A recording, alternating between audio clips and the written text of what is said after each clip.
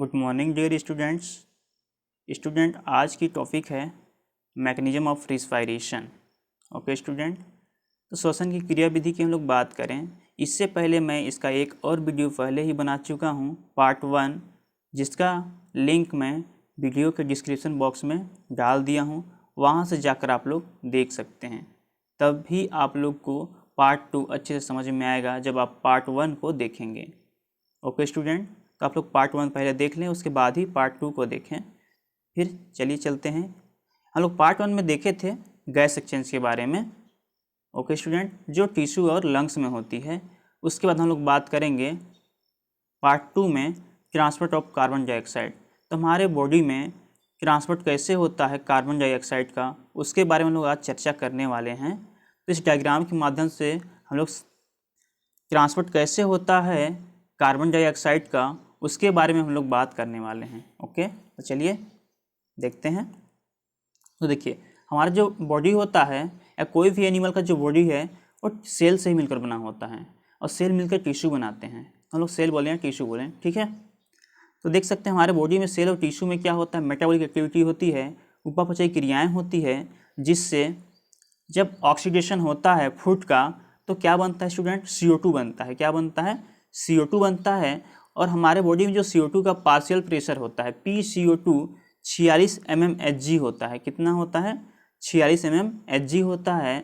जबकि जो इन्वायरमेंट में होता है PCO2 का जो प्रेशर होता है वो कितना होता है, 40 mmHg। कितना होता है, 40, मतलब 40 mmHg होता है। तो हमारे बॉडी में जो प्रेशर होता है CO2 का वो अधिक है कंपेयर टू इन्वायरमेंट, वातावरण से। इसीलिए हमारा जो बॉडी से जो CO2 होते हैं बॉडी से बाहर निकलते हैं, क्योंकि प्रेशर बॉडी में अधिक है और बाहर में कम है CO2 का। ओके स्टूडेंट, तो सबसे पहले क्या होता है, जो PCO2 46 mmHg टिश्यू में होता है वो क्या करता है, डिफ्यूजन क्रिया करता है। डिफ्यूजन मतलब विसरण क्रिया के द्वारा क्या करता है, ब्लड कैपिलरी से होते हुए ब्लड वेसल्स में पहुँच जाता है। कहाँ पहुँच जाता है, ब्लड वेसल्स में। जैसे ही ब्लड वेसल्स में पहुँचता है, ब्लड में क्या पाए जाते हैं, बहुत सारे सेल पाए जाते हैं, जिसमें से एक सेल है RBC, मतलब रेड ब्लड सेल, लाल रुधिर कणिकाएं। जैसे ही CO2 RBC में पहुंचता है, वह CO2 किससे क्रिया करता है, H2O से क्रिया करता है, और क्या बना लेता है, H2CO3 बना लेता है। मतलब जो CO2 होता है वो H2O से कार्बोनिक एनहाइड्रेज एंजाइम की उपस्थिति में क्रिया करता है। किसकी उपस्थिति में, एक एंजाइम है जिसका नाम क्या है, कार्बोनिक एनहाइड्रेज एंजाइम। उसकी उपस्थिति में क्रिया करता है CO2 H2O से और बनाता है H2CO3, जिसको हम लोग क्या बोलते हैं स्टूडेंट, कार्बोनिक एसिड बोलते हैं। क्या बोलते हैं, कार्बोनिक एसिड। जब कार्बोनिक एसिड बन जाता है तो दूसरे स्टेप में जो कार्बोनिक एसिड होते हैं वो फिर से किसकी उपस्थिति में, कार्बोनिक एनहाइड्रेज एंजाइम की उपस्थिति में क्रिया करता है, और H+ आयन मतलब हाइड्रोजन आयन, और H, थोड़ा जूम करते हैं, देख सकते हैं यहाँ पर, H+ आयन मतलब हाइड्रोजन आयन, और HCO3- मतलब बाइक होता है, विघटित हो जाता है, डिसोसिएट हो जाता है। उसके बाद स्टूडेंट आपका जो CO2 होता है, आप लोग जानते हैं कि RBC में क्या पाया जाता है, हीमोग्लोबिन पाया जाता है। तो जो CO2 होता है वो फिर से हीमोग्लोबिन के साथ क्रिया करता है। किसके साथ, हीमोग्लोबिन के साथ क्रिया करता है, और HbCO2 बनाता है। मतलब क्या बनाता है, कार्बिनो हीमोग्लोबिन बनाता है। आप लोग यहाँ पर देख सकते हैं लिखा हुआ है, क्या लिखा हुआ है, कार्बिनो हीमोग्लोबिन। यहाँ पर देखिए ये क्या है, कार्बिनो हीमोग्लोबिन बना लेता है। तो इस प्रकार RBC में, ब्लड वेसल्स के अंदर जो RBC सेल होते हैं उसमें इस प्रकार की केमिकल रिएक्शन होती है। उसके बाद आप लोग की जो बाइकार्बोनेट बना हुआ है, यहाँ पर आप लोग देख सकते हैं क्या बना है, बाइकार्बोनेट HCO3- जो है, जिसको हम लोग क्या बोलते हैं, बाइकार्बोनेट बोलते हैं। आप लोग यहाँ पर देखिए ये बाइकार्बोनेट। ओके, तो जो बाइकार्बोनेट होता है वो RBC में एक रिसेप्टर पाया जाता है। क्या पाया जाता है, RBC में एक रिसेप्टर, जिसे हम लोग क्या बोलते हैं, बैंड 3 रिसेप्टर। ध्यान दीजिएगा स्टूडेंट, क्या बोलते हैं, क्वेश्चन आ सकता है कभी कभी। इसको कौन सा रिसेप्टर हम लोग बोलते हैं, बैंड 3 रिसेप्टर बोलते हैं। तो बैंड 3 रिसेप्टर के माध्यम से आप लोग की जो बाइकार्बोनेट है वो RBC सेल से क्या होती है, बाहर निकल जाती है। देखिए यहाँ पर बाहर निकल गया है। ओके, बाहर निकल जाती है, और उसी रिसेप्टर के माध्यम से जो क्लोराइड आयन होते हैं Cl- जो होते हैं वो आरबीसी सेल के अंदर प्रवेश करता है। उसके बाद हम लोग नेक्स्ट डायग्राम में देखेंगे स्टूडेंट्स। देखिए अगला डायग्राम। तो इसमें क्या होता है, जो बाइकार्बोनेट ब्लड वेसल्स में जाता है वो पुनः बैंड 3, यहाँ पर देख सकते हैं आरबीसी में क्या होता है, बैंड 3 रिसेप्टर होता है, उसके माध्यम से आरबीसी के अंदर फिर से क्या करता है, प्रवेश करता है। प्रवेश करने के बाद, इंटर करने के बाद फिर से वो H+ आयन के साथ क्या करता है, क्रिया करता है और क्या बना लेता है, H2CO3, मतलब क्या बना लेता है, कार्बोनिक एसिड बना लेता है। क्या बनाता है, कार्बोनिक एसिड बना लेता है। और जो कार्बोनिक एसिड होते हैं पुनः डिसोसिएट हो जाते हैं, विघटित हो जाते हैं और क्या बनाते हैं, H2O और CO2 बनाते हैं। तो हम लोग का क्या बन गया, फिर से CO2 बन गया है। और CO2 को हम लोग फिर से क्या करते हैं, डिफ्यूजन क्रिया के द्वारा, किसके द्वारा, यहाँ पर डिफ्यूजन प्रोसेस होती है। कौन सी प्रोसेस, डिफ्यूजन, मतलब विसरण। विसरण में क्या होता है, higher concentration to lower concentration जाता है कोई भी मॉलिक्यूल। तो हायर कॉन्सेंट्रेशन से लोअर कॉन्सेंट्रेशन जाने के लिए देखिए कहाँ पहुँच गया, लंग्स में पहुँच गया। कहाँ पहुँच गया, लंग्स में। और जो लंग्स होते हैं, लंग्स के एल्वुलाई, जो एल्वुलाई होता है वहाँ पर क्या होता है, गैस एक्सचेंज होते हैं, अर्थात जो डीऑक्सीजनेटेड जो ब्लड होते हैं वो ऑक्सीजनेटेड ब्लड में कन्वर्ट हो जाते हैं। ओके, तो यहाँ पर क्या होता है, जो CO2 होता है वो पहुँचता है अपना कहाँ पर, लंग्स में। और लंग्स से एल्वुलाई क्या होता है स्टूडेंट, जहाँ पर गैस एक्सचेंज होता है, जैसा कि मैं चित्र में आप लोग देख सकते हैं एल्वुलाई। ओके, एल्वुलाई क्या होता है आप लोग को मैं दिखाता हूँ। एल्वुलाई कुछ ऐसा होता है, हम लोग के लंग्स में कुछ अंगूर के गुच्छे के समान कुछ स्ट्रक्चर पाई जाती है। आप लोग देख सकते हैं यहाँ पर अंगूर के गुच्छे के समान कुछ स्ट्रक्चर है जिसे हम लोग क्या बोलते हैं, एल्वुलाई। और यहाँ पर क्या होता है, गैस का एक्सचेंज होता है। क्या होता है, गैस एक्सचेंज होते हैं।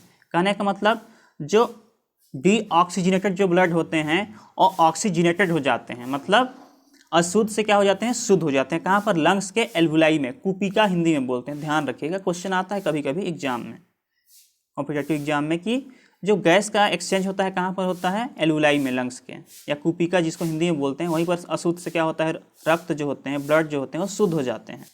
ओके, उसके बाद देखिए तो लंग्स में पहुँच गया हम लोग का CO2, ठीक है। तो लंग्स में प्रेशर कितना हो रहा है, पार्शियल प्रेशर CO2 का 46, और इन्वायरमेंट में कितना होता है, इन्वायरमेंट में होता है 40। तो जो CO2 होते हैं वो कहाँ से कहाँ जाएंगे, अधिक से कम की ओर जाएंगे। तो हमारे लंग्स में कितने हैं, हमारे लंग्स में 46 प्रेशर है, किसका, CO2 का, जबकि इन्वायरमेंट में, वातावरण में कितना है, 40 है।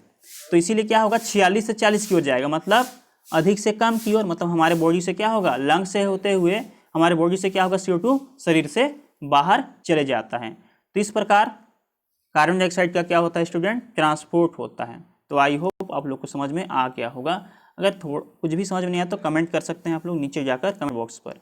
ओके, तो जो ट्रांसपोर्ट ऑफ कार्बन डाइऑक्साइड होते हैं उसी का यहाँ पर वर्णन किया गया है डिटेल से। यहाँ पर मैं ऐड कर दिया हूँ, आप लोग इसको पढ़ सकते हैं। वैसे एक बार शॉर्ट में इसको मैं आप लोग को पढ़ के सुना देता हूँ। ओके,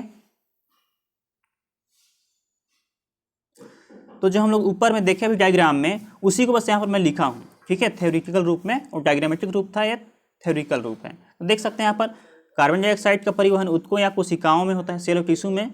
टिश्यू से कहाँ पर होता है, लंग्स में होता है। तो हम लोग यहाँ पर देखें क्या था, सबसे नीचे में था सेल और टिश्यू, वहाँ से कहाँ पहुँचा, लंग्स से, और लंग्स से कहाँ निकल गया, बॉडी से बाहर निकल गया।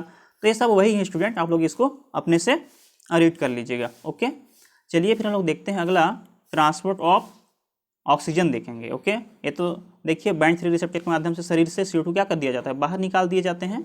ओके, तो यहाँ तक मैं बताया था अभी किसमें, डायग्राम के माध्यम से। तो वही सब यहाँ पर लिखा हुआ है, आप लोग वहाँ पर इसको आकर पुश करके वीडियो को पॉज करके रखते हैं, ठीक है। तो चलिए मैं थोड़ा सा इसको टाइम आप लोग को देता हूँ ताकि आप लोग स्क्रीनशॉट कर सकें, अगर आप लोग को नोट बनाना है तो। अगर आप लोग नोट बनाएंगे तो आप लोग स्क्रीनशॉट कर लीजिए, उम्मीद है आप लोग स्क्रीनशॉट कर लिए होंगे अभी तक, ठीक है। चलिए इतना कर देते हैं, स्क्रीनशॉट कर लीजिए, इसको स्क्रीनशॉट हो गया होगा, रोक के वीडियो को स्क्रीनशॉट कर लीजिएगा। उसके बाद इसको भी स्क्रीनशॉट कर लीजिएगा।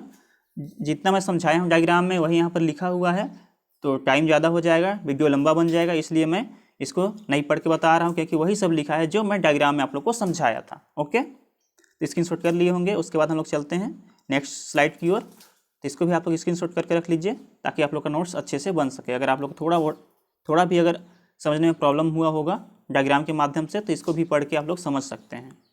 ओके स्टूडेंट, इसको भी स्क्रीनशॉट कर लिए होंगे आप लोग अभी तक। तो चलते हैं हम लोग नेक्स्ट स्लाइड पर। और देखिए उसी को मैं यहाँ पर ग्राफिकल रिप्रेजेंटेशन बनाया हूँ, उसी का जो हम लोग ऊपर में पढ़े उसको एकदम शॉर्ट में संक्षिप्त में बताया हूँ, सिर्फ एक पेज में। ठीक है, तो उसको हम लोग समझेंगे। देखिए आप लोग को समझाता हूँ मैं।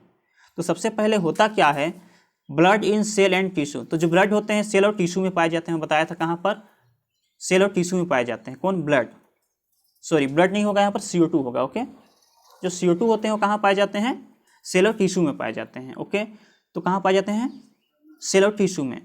क्यों वहाँ पर, क्यों अधिक मात्रा में होते हैं, इसलिए होते हैं। और कितना प्रेशर में होते हैं, तो यहाँ पर 46 mmHg होता है। कितना होता है, 46 mmHg होता है। ओके स्टूडेंट, कितना प्रेशर होता है, 46 mmHg होता है। तो यहाँ से ब्लड कहाँ जाता है, डिफ्यूजन क्रिया के द्वारा। यहाँ पर कौन सा क्रिया होता है, डिफ्यूजन होता है। ओके, ध्यान दीजिएगा कौन सा क्रिया होता है, डिफ्यूजन। तो डिफ्यूजन क्रिया के द्वारा कहाँ चले जाते हैं, वो चले जाते हैं आपके ब्लड कैपिलरी में पहुँच जाते हैं। और ब्लड कैपिलरी से कहाँ पहुँच जाते हैं, ब्लड वेसल्स में पहुँचेंगे। और ब्लड वेसल से फिर कहाँ पहुँचेंगे, लंग्स में पहुँचते हैं।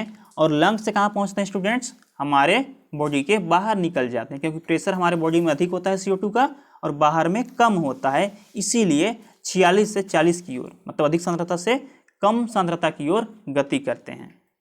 तो ये था समरी किसका, ट्रांसपोर्ट ऑफ कार्बन डाइऑक्साइड का। उसके बाद हम लोग बात करने वाले हैं transport of oxygen. Okay student, चलिए ध्यान दीजिए, इस डायग्राम को ध्यान से समझिए। थ्योरी में लिखने मतलब समझने की जरूरत नहीं पड़ेगा आप लोग को। ठीक है, तो देखिए सबसे पहले क्या होता है, हम जानते हैं कि जो ऑक्सीजन का जो प्रेशर होता है इन्वायरमेंट में कितना होता है, 100 mmHg होता है। कितना, 100 मतलब 100 mmHg होता है। और हमारे शरीर के अंदर में जो होता है वो कितना होता है, शरीर के अंदर में होता है 40 mmHg। तो इसीलिए 100 से 40 की ओर, मतलब अधिक से कम की ओर क्या होता है, ऑक्सीजन मूव करता है, गति करता है, ट्रांसपोर्ट होता है। ओके, तो क्या होगा, प्रेशर अधिक है, कहाँ, वातावरण में अधिक है, 100 mmHg है, और हमारे बॉडी में कितना, 40 mmHg है। तो इसीलिए जब हम लोग सांस लेते हैं नोज के द्वारा, तो हमारे बॉडी के नोज से होते हुए जो ऑक्सीजन होते हैं वो हमारे लंग्स पर पहुंच जाते हैं। और लंग्स पर कहाँ पर पहुंचते हैं, एल्वुलाई में पहुंचते हैं, मतलब जिसको हम लोग क्या बोलते हैं हिंदी में, कुपिका कहते हैं, एल्वुलाई। ओके स्टूडेंट, क्या एल्वुलाई में पहुंच जाता है, एल्वुलाई में पहुंच जाएगा। और वहीं पर क्या होता है, जो डीऑक्सीजनेटेड जो ब्लड होते हैं, मैं ऊपर भी बताया था, वो ऑक्सीजनेटेड हो जाते हैं। कहने का मतलब ये है कि जो अशुद्ध रक्त होते हैं वो शुद्ध हो जाते हैं। जैसा कि आप लोग को मैं चित्र में दिखाया था, यहाँ पर एल्वुलाई का डायग्राम, जो लंग्स में अंगूर के गुच्छे के समान दिखाई देते हैं। ओके, तो देख सकते हैं यहाँ पर आप लोग, ये देखिए गैस एक्सचेंज होता है, बताया था मैं यहाँ पर।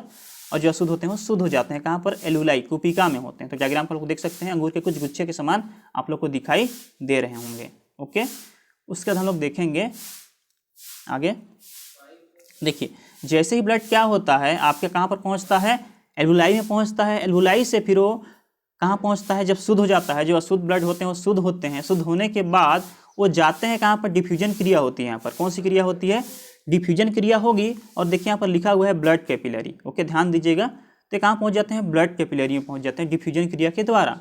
उसके बाद ब्लड कैपिलरी से होते हुए पल्मोनरी वेन के माध्यम से, किसके माध्यम से स्टूडेंट, ध्यान दीजिएगा, यहाँ पर लिखा हुआ है पल्मोनरी वेन। आप लोग जानते हैं, पढ़े होंगे हार्ट का फिजियोलॉजी, तो उसमें क्या होता है, पल्मोनरी वेन के माध्यम से पहुँचते हैं। सबसे पहले कहाँ पहुँचते हैं, जो ऑक्सीजनेटेड जो ब्लड होंगे, जो शुद्ध ब्लड होंगे, वो इसके माध्यम से, किसके माध्यम से, आप लोग के पल्मोनरी वेन के माध्यम से पहुँच जाते हैं। कहाँ स्टूडेंट, कहाँ पहुँचते हैं, राइट ऑरिकल में पहुंच जाते हैं। कहाँ पहुंचते हैं, राइट ऑरिकल में। आप लोग जानते हैं जो हार्ट का डायग्राम होता है, आप लोग समझते हैं कि सबसे पहले ब्लड कहाँ आता है। अगर मान लो ये हार्ट है, ठीक है, तो यहाँ पर क्या होता है, राइट, सॉरी फिर सुनाते हैं, एक सेकंड। हार्ट में 4 चेंबर होता है, आप लोग को पता है। इधर होता है राइट ऑरिकल, यहाँ पर क्या होता है, लेफ्ट ऑरिकल। तो जो शुद्ध ब्लड होते हैं सबसे पहले कहाँ आते हैं, लेफ्ट ऑरिकल में आते हैं। स्टूडेंट कहाँ आते हैं, लेफ्ट ऑरिकल में। जब एक कॉन्ट्रैक्ट होता है तो यहाँ पर बाइकास्पिड वाल्व होते हैं, बीच में क्या होते हैं, दोनों वाल्व के, लेफ्ट ऑरिकल और लेफ्ट वेंट्रिकल के बीच में एक वाल्व होता है जिसे हम लोग क्या बोलते हैं, बाइकास्पिड वाल्व बोलते हैं। वो ओपन होता है, क्यों होता है, क्योंकि जो लेफ्ट ऑरिकल होता है वो संकुचित होता है, कॉन्ट्रैक्ट होगा। जब कॉन्ट्रैक्ट होगा तो ब्लड कहाँ जाएगा, कॉन्ट्रैक्ट होगा तो बाइकास्पिड वाल्व ओपन हो जाएंगे और उसके बाद कहाँ पहुँच जाएगा ब्लड, नीचे वाले में। मतलब नीचे वाला में मतलब आप लोग क्या किस में पहुंच जाएगा, लेफ्ट वेंट्रिकल में पहुंचेगा। जब लेफ्ट वेंट्रिकल में पहुंच जाएगा उसके बाद कहाँ पहुंचेगा आप लोग को बताइए, लेफ्ट वेंट्रिकल के बाद वो पहुंचता है आपके अवॉर्टा के माध्यम से शरीर के विभिन्न भागों में। ओके स्टूडेंट, कहाँ पहुंच जाता है, शरीर के विभिन्न भागों में। क्यों पहुंचेगा, देखिए तो हम लोग का पल्मोनरी क्या है, वेन है, ठीक है। तो हार्ट में पहुंचा, हार्ट के बाद कहाँ पहुंचा, अवॉर्टा में, अवॉर्टा के बाद अवॉर्टा के माध्यम से ब्लड कैपिलरी में पहुंचेगा। कहाँ पर पहुंचेगा, ब्लड कैपिलरी में पहुंचेगा। और ब्लड कैपिलरी में प्रेशर कितना होता है, 100 mmHg होता है। कितना होता है, 100 mmHg होता है। जबकि हम लोग के सेल में प्रेशर कितना होता है, 40 mmHg होता है। कितना होता है, मैं बताया था 40 mmHg। तो 100 से क्या होगा, ब्लड कैपिलरी से कहाँ पहुंच जाएगा, अपना जो ब्लड होगा वो कहाँ पहुंच जाएगा, आपका यहाँ पहुंच जाएगा, सेल और टिश्यू में पहुंच जाएगा। ओके स्टूडेंट, कहाँ पहुंच जाएगा, सेल और टिश्यू में पहुंच जाता है। तो इस प्रकार से क्या होता है, ट्रांसपोर्ट ऑफ ऑक्सीजन होता है। ओके स्टूडेंट, क्या होता है, ट्रांसपोर्ट ऑफ ऑक्सीजन होता है। सबसे पहले उसी को मैं ग्राफिकल रूप में यहाँ पर ये तो थ्योरी है उसी का, तो आप लोग इसको पढ़ लीजिएगा स्टूडेंट। चलिए आप लोगों को मैं टाइम देता हूँ कि आप लोग स्क्रीनशॉट इसको कर लें। ओके, आप लोग अच्छे से इसको लिख लीजिएगा, अगर नोट्स बना रहे हैं तो। आप लोग अभी तक वीडियो को पॉज करके इसको स्क्रीनशॉट कर लिए होंगे नोट्स के लिए। ओके स्टूडेंट, उसके बाद हम लोग नेक्स्ट पेज पर चलते हैं। तो यहाँ पर एल्वुलाई का है, इसको भी आप लोग स्क्रीनशॉट कर सकते हैं। अभी तक आप लोग पॉज करके वीडियो को स्क्रीनशॉट कर लिए होंगे। उसके बाद देखिए ट्रांसपोर्ट ऑफ ऑक्सीजन का ये और एक थ्योरी पार्ट है, उसको भी वीडियो को पॉज कर लेंगे और स्क्रीनशॉट कर लेंगे नोट्स बनाने के लिए आप लोग, ठीक है। तो अभी तक आप लोग इसको पॉज करके स्क्रीनशॉट कर लिए होंगे। उसके बाद हम लोग बात करेंगे, देखिए ग्राफिकल रिप्रेजेंटेशन बताएं, इसको मैं शॉर्ट में एकदम बता दिया हूँ कि होता कैसे है। देखिए सबसे पहले क्या होता है, जो एटमॉस्फेरिक ऑक्सीजन होते हैं उसका पार्शियल प्रेशर कितना होता है, 100 mmHg। कितना होता है, 100, ठीक है। और हमारे बॉडी के अंदर कितना होता है, 40। कितना होता है, 40 होता है। तो 100 से 40 की ओर आएगा, मतलब 100 से 40 की ओर आएगा, ठीक है। तो सबसे पहले ऑक्सीजन नोज के द्वारा हम लोग कहाँ पहुँच जाता है, लंग्स के एल्वुलाई में पहुँचेगा। एल्वुलाई में पहुँचने के बाद वो कहाँ पहुँचेगा, ब्लड कैपिलरी में पहुँचेगा। फिर ब्लड कैपिलरी के बाद वो कहाँ पहुँचेगा स्टूडेंट, आपके पल्मोनरी वेन में पहुँचेगा। पल्मोनरी वेन में पहुँचने के बाद वो कहाँ पहुँचेगा, हार्ट के लेफ्ट ऑरिकल में पहुँचेगा। लेफ्ट ऑरिकल के बाद कहाँ पहुँचेगा ब्लड, जब ये संकुचित होगा, कॉन्ट्रैक्ट होगा हार्ट लेफ्ट ऑरिकल, तो वहाँ से ब्लड कहाँ पहुँचेगा, लेफ्ट वेंट्रिकल में पहुँचेगा। लेफ्ट वेंट्रिकल जब कॉन्ट्रैक्ट होगा तो ब्लड कहाँ जाएगा, अवॉर्टा में जाएगा। अवॉर्टा के बाद ब्लड कहाँ जाएगा, आपके सेल और टिश्यू में पहुँच जाएगा। बॉडी के डिफरेंट ऑल बॉडी के सेल और टिश्यू पहुँच जाएगा, हमारे शरीर के सभी सेल और टिश्यू में पहुँच जाएगा, कोशिकाओं और ऊतकों में पहुँच जाएगा। तो इस प्रकार से क्या होता है स्टूडेंट, आप लोग का ट्रांसपोर्ट ऑफ ऑक्सीजन होता है। आई होप आप लोग को समझ में आ गया होगा। तो आप लोग स्क्रीनशॉट इसको कर सकते हैं। मैं कुछ वीडियो को यहाँ पर रोक देता हूँ, आप लोग इसको स्क्रीनशॉट कर लेंगे। ओके, तो आप लोग स्क्रीनशॉट कर चुके होंगे। तो चलिए स्टूडेंट हम लोग आगे चलते हैं। इसके बाद स्टूडेंट्स आगे हम लोग थोड़ा सा और बात करेंगे। जो यहाँ पर ऊपर में मैं जो बताया था आप लोग को ट्रांसपोर्ट ऑफ CO2 के बारे में, उसी के यहाँ पर रिएक्शन के रूप में मैं ऐड कर दिया हूँ। आप लोग देख सकते हैं। जैसे सबसे पहले क्या होता है, जो CO2 होते हैं H2O से क्रिया करते हैं, किसकी उपस्थिति में, कार्बोनिक एनहाइड्रेज एंजाइम की उपस्थिति में। तो क्या बनता है, कार्बोनिक एसिड बनता है। उसके बाद CO2 Hb से क्रिया करेगा तो कार्बिनो हीमोग्लोबिन बनेगा, इसको मैं बता चुका हूँ पहले ही। और H2CO3 डिसोसिएट होता है किसकी उपस्थिति में, कार्बोनिक एनहाइड्रेज एंजाइम की उपस्थिति में। तो क्या बनता है स्टूडेंट, बाइकार्बोनेट और H+ आयन, मतलब हाइड्रोजन आयन बनता है, पहले ही बता चुके हैं। और CO3+H जब क्रिया करते हैं तो कार्बोनिक अम्ल बनता है। और फिर से जो H2CO3 होते हैं वो कार्बोनिक एनहाइड्रेज एंजाइम की उपस्थिति में जब क्रिया करते हैं तो H2O+CO2 बनते हैं, जो शरीर से फिर CO2 क्या होता है, आउट हो जाता है, मतलब बाहर निकल जाता है। ओके स्टूडेंट, क्या होता है, शरीर से बाहर निकल जाता है। तो उसी को यहाँ पर समीकरण के रूप में मैं ऐड कर दिया हूँ। तो आप लोग इसको स्क्रीनशॉट कर सकते हैं स्टूडेंट। मैं वीडियो को यहाँ पर थोड़ा सा रोक दिया हूँ, आप लोग स्क्रीनशॉट कर लें इसको। आई होप आप लोग स्क्रीनशॉट कर लिए होंगे। ओके स्टूडेंट, पूरा नोट्स है, आप लोग इसको नोट्स बना सकते हैं। उसके बाद देखिए मैं कुछ और आप लोग को नॉलेज देना चाहूँगा यहाँ पर। देखिए अगर मान के चलिए वातावरण में, किसमें, इन्वायरमेंट में हम लोग बात करें, सॉरी स्टूडेंट, इन्वायरमेंट में क्या हो, 75 mmHg प्रेशर हो, किसका, ऑक्सीजन का। देखिए यहाँ पर लिखा हुआ है ना, ऑक्सीजन का PO2 75 mmHg। तो क्या होगा, अगर 75% अगर ऑक्सीजन है इन्वायरमेंट में, कम है इन्वायरमेंट में ऑक्सीजन, तो क्या हो सकता है उस समय ये 75% ऑक्सीजन से बाइंड करेगा, और बाइंड करने के बाद कैरी कितना करेगा, कितना का ट्रांसफर करेगा, तो ऑक्सीजन के 3 मॉलिक्यूल को क्या कर सकता है, कैरी कर सकता है। मतलब हमारे बॉडी में अगर 75% ऑक्सीजन है तो 3 ही मॉलिक्यूल ऑक्सीजन को क्या करेगा, कैरी करेगा। कौन करेगा, तो जो हीमोग्लोबिन होता है वो। ठीक है स्टूडेंट, अगर हमारे बॉडी में 100% ऑक्सीजन है तो क्या करेगा, वो 4 मॉलिक्यूल को ऑक्सीजन के बाइंड कर सकता है हीमोग्लोबिन। अगर और उससे कम है, जितना परसेंट रहेगा उसके हिसाब से हमारे बॉडी में क्या होते हैं, ऑक्सीजन ट्रांसपोर्ट होते हैं हमारे different part of the body में, मतलब सेल और टिश्यू में। ठीक है, तो 100% है तो 4 मॉलिक्यूल को, मतलब जो हीमोग्लोबिन होते हैं, हीमोग्लोबिन का जो एक मॉलिक्यूल होता है वो 4 मॉलिक्यूल ऑफ ऑक्सीजन को क्या करते हैं, परिवहन करते हैं, ट्रांसपोर्ट करते हैं सेल और टिश्यू में। ओके, आप लोग जानते हैं कि जो हीमोग्लोबिन होता है उसका कार्य ही होता है, क्या कार्य होता है, ऑक्सीजन का परिवहन करना। अगर 50% अगर ऑक्सीजन है हमारे बॉडी में तो क्या होगा, वो 2 मॉलिक्यूल को क्या करेगा, बाइंड करेगा। और उसी प्रकार से अगर 25% है तो सिर्फ एक मॉलिक्यूल को ही क्या कर पाएगा, वो ट्रांसपोर्ट कर पाएगा। स्क्रीनशॉट कर लेंगे स्टूडेंट, इसको आप लोग, बहुत ही इंपॉर्टेंट नॉलेज है, क्वेश्चन में एग्जाम में इस टाइप के क्वेश्चन पूछे जाते हैं। ठीक है, इसको आप लोग स्क्रीनशॉट कर लिए होंगे अभी तक वीडियो को पॉज करके। उसका हम लोग करेंगे